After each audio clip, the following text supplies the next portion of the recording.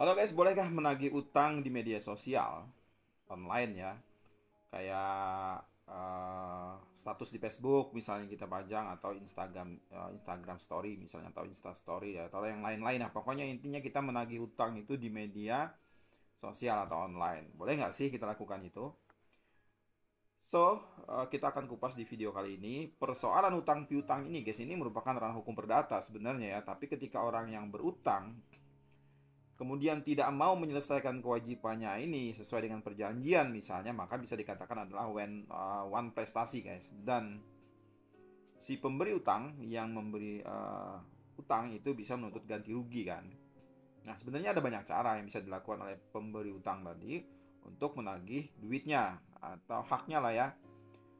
Kalau zaman sekarang ini ya bisa dilakukan misalnya lewat media sosial, tapi ada rambu-rambunya guys, ada aturannya, ada celahnya gitu,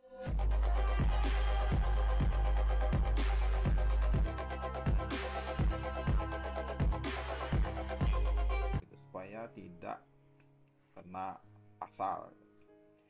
Terus lantas apakah bisa berpotensi seperti pemberi utang itu dikatakan melakukan pencemaran nama baik, karena ini jeratnya ini. Jadi pencemaran nama baik dalam KUHP itu sebenarnya itu baru dinyatakan dalam pasal 433 yang menerangkan bahwa setiap orang yang dengan lisan menyerang kehormatan atau nama baik seseorang dengan menuduhkan suatu hal agar diketahui umum itu diancam dengan pidana penjara paling lama 9 bulan dan denda 4,5 juta rupiah. Nah, karena dilakukan ya, biasanya penagihan utang di media sosial itu dilakukan dalam ranah elektronik, media sosial, maka secara lex spesialis akan berkaitan tentu saja dengan Undang-Undang ITE kan, di mana pencemaran nama baik dalam Undang-Undang ITE itu nomor 11 tahun 2008, junto Undang-Undang nomor 19 tahun 2016 dinyatakan dalam pasal 27 ayat 3 yang kira-kira itu bahwa setiap orang itu dilarang dengan sengaja dan atau tanpa hak untuk mendistribusikan dan atau mentransmisikan guys, dan atau membuat dapat diaksesnya informasi elektronik dan atau dokumen elektronik yang memiliki muatan penghinaan dan atau pencemaran nama baik. Nah, itu dia. Undang-Undang ITE pasal 27 ayat 3 guys, terkait dengan pencemaran nama baik. Jadi di sini yang harus hati-hati. Kita pajang status, terus kita di situ ada unsur menyiarkan, ada unsur juga kita mentransmisikan, mendistribusikan. Jadi di sini celahnya harus hati-hati. Jadi perlu diketahui juga berdasarkan surat keputusan bersama Undang-Undang ITE ini bisa disimpulkan ya, kalau misalnya menagih hutang dengan cara memposting, memviralkan di media sosial itu, kemudian banyak orang yang tahu, orang jadi semua terbuka, itu bisa dikatakan sebagai pelanggaran Undang-Undang ITE pasal 27 ayat 3 ayat 3 tadi. Tapi ya selama konten yang diposting tersebut merupakan sebuah kenyataan atau fakta berupa penilaian, pendapat, hasil evaluasi, pokoknya itu memang faktanya gitu, itu bisa tidak terkena gitu.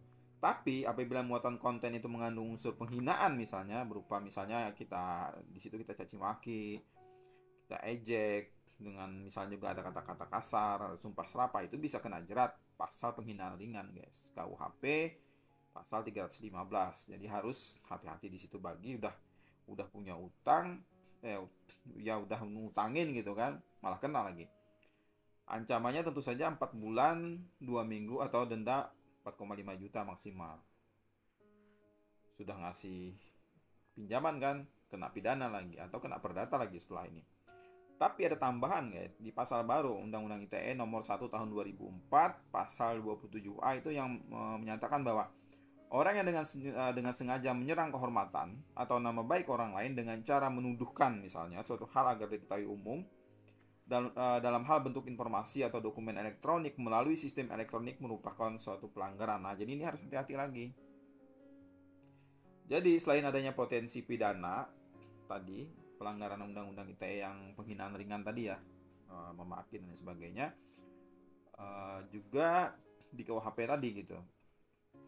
Nah, Sebaiknya ini tipsnya itu yang ngasih utang, si pemberi utang itu tidak melakukan penagihan di media sosial kalau bisa.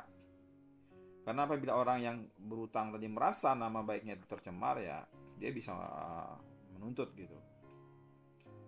Bahkan lebih jauh lagi di ranah perdata itu bisa menyebabkan perjanjian utang piutang tadi itu menjadi batal demi hukum, guys. Jadi perjanjian itu dianggap tidak pernah terjadi. Dan orang yang berutang tadi tidak lagi memiliki kewajiban untuk membayar utang, dianggap lunas. Nah, ini lebih bahaya juga kan. Sudahlah kita ngasih pinjaman, jong lagi nggak dapat apa-apa, nggak dapat uang kita nggak kembali kan karena dianggap lunas.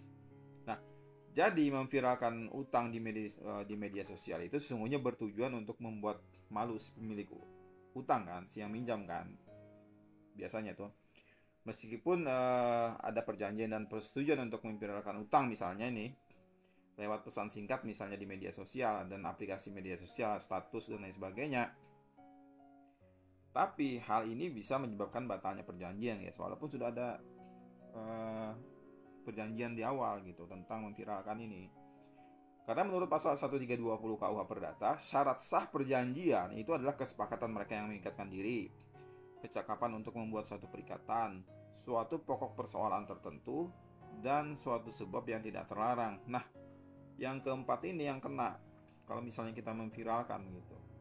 Suatu sebab yang tidak terlarang karena dianggap pencemaran nama baik kan.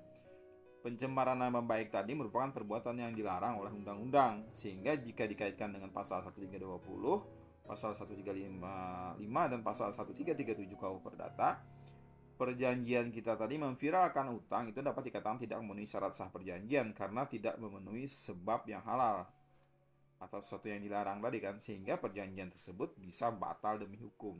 Itu maksudnya. Jika seseorang memiliki utang, sebaiknya tidak melakukan upaya untuk memviralkan ya. Kita minjamkan orang belum kembali, jangan ada upaya untuk memviralkan, untuk menjaga kita nggak jong. Karena pelaku yang memviralkan itu akan berpotensi tadi dipidana atas aduan dari si yang punya utang kan, yang merasa nama baiknya tercemar. Satu, dimana dalam undang-undang ITE itu cukup menimbulkan kontroversi karena itu perlu cermat dan berpikir ulang sebelum untuk memviralkan sesuatu di media sosial tadi kan. Pencemaran nama baik dan utang terancam dianggap lunas, guys, walaupun belum dibayar. Nah, ini harus hati-hati. Demikian jawaban kami, kupasan kita tentang boleh nggak sih memviralkan utang di media sosial. Sebaiknya sih dihindari ya. Semoga bermanfaat dan menginspirasi. Jangan lupa tetap like, share, komen, dan subscribe. Kita akan berjumpa lagi nanti di video-video berikutnya. Ciao, terima kasih.